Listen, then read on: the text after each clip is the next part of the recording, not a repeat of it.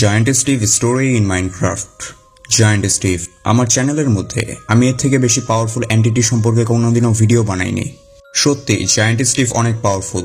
আপনি যতটা কল্পনা করতে পারেন তার চেয়েও বেশি পাওয়ার আছে জায়ান্ট স্টিভের মধ্যে। আমি যখন আমার চ্যানেলের মধ্যে জায়ান্ট অ্যালেক্স সম্পর্কে একটা ভিডিও বানিয়েছিলাম, তখন আমার কিছু অডিয়েন্স আমাকে জায়ান্ট স্টিভ সম্পর্কে একটা ভিডিও বানাতে বলেছিল। আপনাদের রিকোয়েস্টেই আমি এই ভিডিওটা নিয়ে আসলাম। ভিডিওটা একটু বড় হবে, তবে আপনি হয়তো এই ভিডিওতে জায়ান্ট স্টিভ সম্পর্কে সকল তথ্য পেয়ে যাবেন, যা হয়তো আপনি অন্য কোনো ভিডিওতে পাবেন না। আমরা মূলত এই ভিডিওতে আলোচনা করব জায়ান্ট স্টিভের একটা ক্রিপিপাস্তা সম্পর্কে, মাইনক্রাফটের মধ্যে জায়ান্ট স্টিভের স্টোরি অর্থাৎ জায়ান্ট স্টিভ মাইনক্রাফট ওয়ার্ল্ডে কিভাবে তৈরি হলো, জায়ান্ট স্টিভকে আমরা কোন সিডে পেতে পারি, আর সর্বশেষ জায়ান্ট স্টিভকে সেই সিডে পাওয়া যায় কিনা এটা আমরা দেখে আসব। তাহলে ভিডিওটা অনেক ইন্টারেস্টিং হতে চলেছে, কারণ একটা ভিডিওতে আপনারা এতগুলো তথ্য পেয়ে যাচ্ছেন। তো ভিডিও শুরু করার আগে আপনারা একটা কাজ করুন, এই ভিডিওতে একটা লাইক করে দিন, কারণ আপনার একটা লাইক আমাকে নতুন ভিডিও বানানোর জন্য ইন্সপায়ার করে। আর কমেন্টে বলুন নেক্সট ভিডিও কিসের উপর আনবো, কারণ এমনও হতে পারে যে আপনার রিকমেন্ড করা টপিকটা আমরা নেক্সট ভিডিওতে নিয়ে আসলাম। যারা আমাকে কমেন্ট করছেন তাদেরকে আমি আশ্বাস দিচ্ছি যে আপনার পছন্দের টপিকটা আমি এই নেক্সট ভিডিওতে নিয়ে আসবো। যেমন আমি আজ জায়ান্ট স্টিভের ভিডিও আনলাম, কাল হয়তো আমি ব্লাড গোলামের ভিডিও আনবো, পরশু হয়তো ব্লাড ব্রাইনের ভিডিও আসবে। এভাবে আপনার রিকোয়েস্টগুলো আমি রাখার চেষ্টা করব। তো এই বেশি কথা না বলে এখন ভিডিও শুরু করা যাক। প্রথমে আমরা একটু জায়ান্ট স্টিভ সম্পর্কে একটু কথা বলবো। তোমরা বিশ্বাস করো কিংবা নাই করো, জায়ান্ট স্টিভ কিন্তু জায়ান্ট অ্যালেক্সের থেকে অনেক বেশি পাওয়ারফুল। আর জায়ান্ট স্টিভ জায়ান্ট অ্যালেক্সের থেকে আকারে অনেক গুণে বড়। এই জায়ান্ট স্টিভের পাওয়ার সম্পর্কে তোমরা এই ভিডিও চলাকালীন সময়ে বুঝতে পারবে। তো একদিন মূলত সি-শার্ক এবং ম্যাগিফাই নামে দুইজন প্লেয়ার মূলত মাইনক্রাফট খেলছিল। সবকিছু একদম স্বাভাবিক ছিল তাদের ওয়ার্ল্ডে। আর ম্যাগিফাই সেই প্লেয়ার ছিল যে সর্বপ্রথম জায়ান্ট স্টিভকে দেখেছিল সেই ওয়ার্ল্ডে। সে বলে, আমরা মাইনক্রাফটের একটা পুরাতন ভার্সন খেলছিলাম, সবকিছু একদম স্বাভাবিক ছিল। একদিন আমি এবং আমার বন্ধু যখন খেলতে খেলতে আমাদের বেসের মধ্যে আসি, তখন আমি সেখানে কিছু সাইনবোর্ড দেখতে পাই। আমি ভাবি এগুলো হয়তো আমার বন্ধু সি-শার্ক লাগিয়েছে, কিন্তু সে সম্পূর্ণ বিষয়টা অসম্মতি জানায়। তাই আমি সেই বিষয়টা একটু ইগনোর করি আর সামনের দিকে অগ্রসর হই। আমরা আমাদের বাসার দিকে যাই। আমরা সেখানে এটা দেখতে গিয়েছিলাম যে আমাদের গরুগুলো সেখানে ঠিক আছে কিনা, কিন্তু সেখানে সবকিছু ঠিক ছিল। এরপর আমার বন্ধু সি-শার্ক আমাকে বলে, তুমি এই ভার্সনটা কতদিন ধরে খেলছো? আমি তখন তাকে উত্তর দেই, আমি প্রায় 2 বছর ধরে এই ভার্সনটাকে খেলছিলাম। আমাদের আশেপাশের ভিউটা সেই সময় অনেক কাম এবং শান্ত ছিল, যেটা অনেকটাই ক্রিপি দেখাচ্ছিল সেই সময়। তাই আমরা সেই ওয়ার্ল্ডটাকে এক্সপ্লোর করতে বেরিয়ে যাই। এক্সপ্লোর করতে করতে আমরা একটা ভিলেজ দেখতে পাই। আমার এই ভিলেজটা কিছুটা অদ্ভুত লাগছিল, কিন্তু আমরা সেই সব চিন্তা না করে সেই ভিলেজে ঢুকে যাই। আমরা সেখানে আমাদের প্রয়োজন মতো খাবার সংগ্রহ করি। এরপর আমরা সেই ভিলেজ থেকে বেরিয়ে যাই। তখন রাত হয়ে গিয়েছিল। আমি যখন চলছিলাম তখন আমার কাছে একটা মেসেজ আসে যে আমার গেমে নাকি একটা নতুন ভার্সন ডাউনলোড হচ্ছে, আর এটা একটা অসম্ভব ব্যাপার ছিল। তখন আমার বন্ধুর সি-শার্ক আমাকে বলল, তুমি কি একটা জিনিস নোটিস করেছো? কিছু একটা আনইউজুয়াল জিনিস হচ্ছে আমাদের ওয়ার্ল্ডে। সে বলল, তুমি একবার আকাশের দিকে তাকাও। আমি তখন বুঝতে পারি যে তখন থেকে আকাশটা মুভমেন্ট করছিল না, অর্থাৎ রাত হচ্ছিল না সেই সময়। এরপর আমি এবং আমার বন্ধু সি-শার্ক কিছু কোল সংগ্রহ করে আমাদের বাসার দিকে যাচ্ছিলাম। তখন আমরা একটা জিনিস লক্ষ্য করি, কিছু একটা অনেক দূরে দাঁড়িয়েছিল। এমন মনে হচ্ছিল যেন জিনিসটা হয়তো কোনো একটা স্ট্যাচু। তাই আমি এবং আমার বন্ধু সি-শার্ক সেই জিনিসটাকে দেখার জন্য সামনের দিকে যাই। কিন্তু আমরা সেখানে যাওয়ার পর সেই জিনিসটাকে খুঁজে পাচ্ছিলাম না, কারণ সেটা তখন সেখানে ছিল না। এরপর আমরা আমাদের বাসার মধ্যে চলে আসি, কিন্তু সি-শার্ক কেন জানি আমাদের বেসের ছাদের উপরে চলে যায়। বিষয়টা খুব অদ্ভুত লাগতে শুরু করে আমার কাছে। কিন্তু আমি যখন ছাদের উপরে যাই তখন আমি দেখতে পাই যে সেই মূর্তিটা আবার সেখানে দাঁড়িয়ে আছে। এমন মনে হচ্ছিল যেন সেটা আমাদের দিকেই তাকিয়েছিল। তাই আমরা সেটাকে আবার দেখার জন্য চলে যাই, কিন্তু সেটা আবার সেখানে ছিল না। তাই আমরা আবার সেই জিনিসটাকে ইগনোর করে আমাদের বাসার দিকে যেতে থাকি। কিন্তু আমরা যখন আমাদের বাসার দিকে যাই তখন আমরা সেই মূর্তিটাকে আমাদের বাসার ছাদের উপরে দেখতে পাই, কিন্তু পরক্ষণে সেটা আবার গায়েব হয়ে যায়। আমরা যখন আমাদের বাসায় চলে যাই তখন আমরা দেখি যে সেই জিনিসটা আমাদের সকল গরু মেরে দিয়েছে। কিছু তো একটা অদ্ভুত হচ্ছিল আমাদের সেই সার্ভারের মধ্যে। তাই আমরা সেই জায়গাটাকে ছেড়ে অন্য একটা জায়গায় চলে যাই। তবে আমরা যখন আমাদের পিছনে ফিরে তাকাই তখন সেখানে দেখি যে জায়ান্ট স্টিভ আসলে আমাদের পিছনে তাকিয়েছিল। আর এরপর আমাদের গেমটা ক্র্যাশ করে। এটা ছিল জায়ান্ট স্টিভের সেই ক্রিপিপাস্তা। তবে জায়ান্ট স্টিভের গল্পটা কিছুটা জায়ান্ট স্টিভের ক্রিপিপাস্তার চেয়েও বেশ ভালো। আশা করি আপনারা শুনে বেশ মজা পাবেন। তো গল্পটা এভাবে শুরু হয়। তো একদিন মূলত স্টিভ তার রুমে ঘুম থেকে উঠছিল।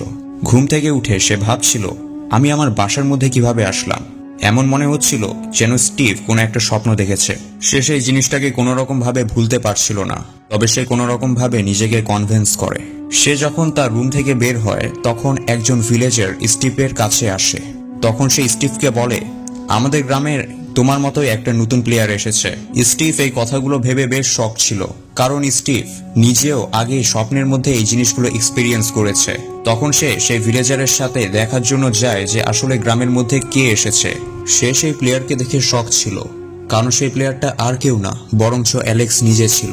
তার এখনো মনে আছে যে স্বপ্নে অ্যালেক্স জায়ান্ট অ্যালেক্সে পরিণত হয়েছিল। সে এই সব কথা ইগনোর করে অ্যালেক্সের সাথে কথা বলতে থাকে। স্টিভ এবং অ্যালেক্স ভিলেজের মধ্যে কাজ করে এবং ভিলেজারদেরকে সাহায্য করে। রাতে যখন স্টিভ তার বাসার দিকে যাচ্ছিল তখন সে একটা অদ্ভুত জিনিস লক্ষ্য করে। সে যে বাড়িটাকে কালকে বানাচ্ছিল সেটা এখনো অর্ধেক হয়ে আছে। সে কিছুই বুঝতে পারছিল না যেটা কি হচ্ছে তার সাথে। তবে সে এই বিষয়টা বেশি ভাবাচিন্তা না করে সে তার বাসার মধ্যে ঘুমাতে চলে যায়। এরপর সকালে সে যখন আবার নিজের কাজ করার জন্য বাসার বাইরে যায় তখন একইভাবে সে ভিলেজার কালকের মতো করে স্টিভের কাছে আসে আর স্টিভকে জানায়, গ্রামে একটা নতুন ব্যক্তি এসেছে, সে আবার তোমার মতোই একজন প্লেয়ার। স্টিভ এই জিনিসটা শুনে সম্পূর্ণ শক ছিল, কারণ সে ভাবছিল এখানে কোনো না কোনো কিছু তো গন্ডগোল আছে। তাই সে দেখার জন্য যায় যে সেটা আসলে অ্যালেক্স কিনা। সে সেই প্লেয়ারকে দেখে সম্পূর্ণ ভয় পেয়ে যায়, কারণ সেটা ডিসঅর্ডার অ্যালেক্স ছিল। পরক্ষণে অ্যালেক্স আবার নর্মাল হয়ে যায়। স্টিভ বুঝতে পারছিল না যে কি হচ্ছে তার সাথে।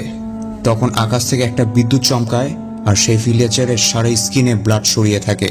ভিলেজারটা স্টিভকে অদ্ভুতভাবে বলছিল, তুমি এখন এখান থেকে পালাতে পারবে না।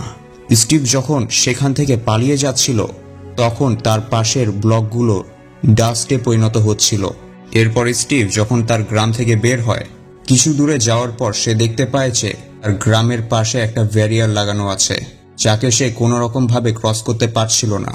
এরপর সে আবার তার বাসায় ফিরে আসে, কিন্তু কিছুক্ষণের মধ্যেই তার আশেপাশের ভিলেজগুলো গায়েব হয়ে যায়।